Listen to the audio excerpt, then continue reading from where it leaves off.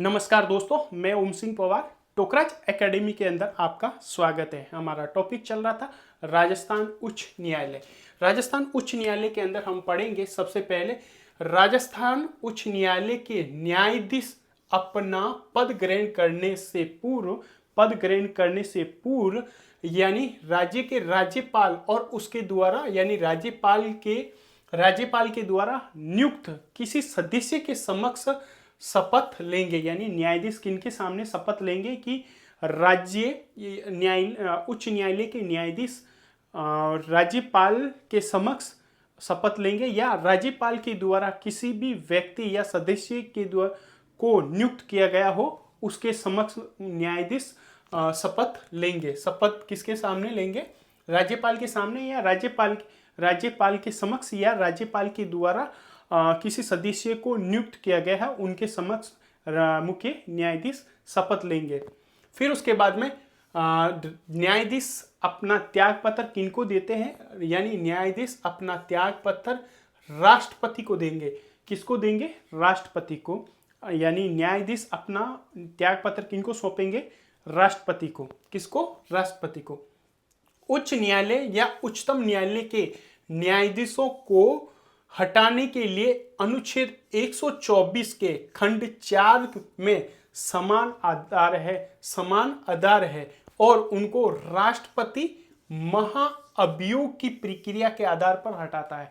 यानी अगर किसी न्यायालय के न्यायाधीश या मुख्य न्यायाधीश को हटाना है तो राज्यपाल सबसे पहले क्या करें? कौन से अनुच्छेदों में है? अनुच्छेद 124 के अंदर है। यानी हटाने का प्रावधान, मुख्य न्यायाधीश को हटाने का प्रावधान किसमें है? अनुच्छेद 124 के अंदर है। 124 के खंड 4 के अंदर समानाधिकार है और उनको राष्ट्रपति अपने महाअभियोग की प्रक्रिया के आधार पर न्यायाधीश को हटा सकता है।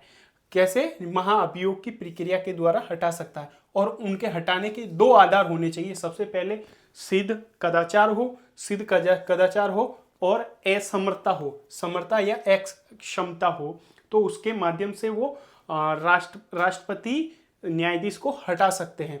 और न्यायाधीश बनने के लिए कौन कौन सी योग्यता होनी चाहिए? न्यायाधीश बनने के लिए सबसे पहले वो भारत का नागरिक होना चाहिए और भारत के किसी राज्य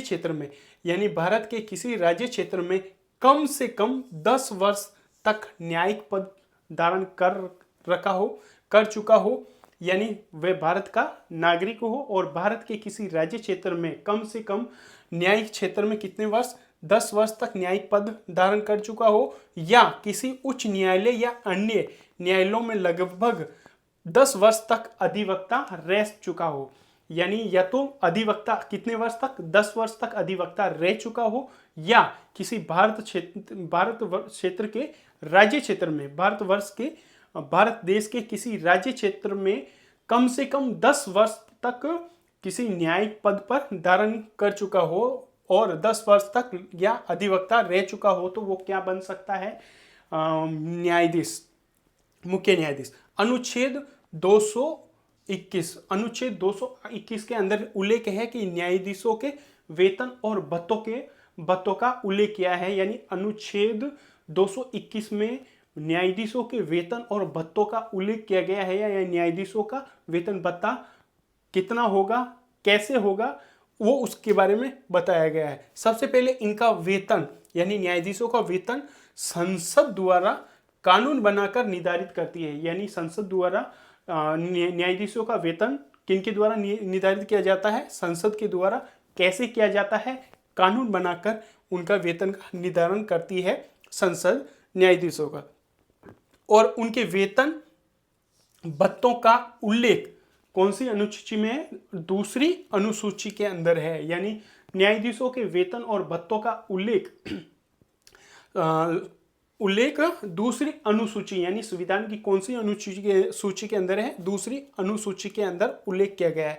और थर्ड है उच्च न्यायालय के न्यायाधीशों के वेतन और भत्ते। यानी उच्च न्यायालय के न्यायाधीशों का वेतन और भत्ते राज्य की संचित निधि से यानी राज्य की संचित निधि से दिए जाते हैं। कैसे किसके द्वारा दिए जाते हैं?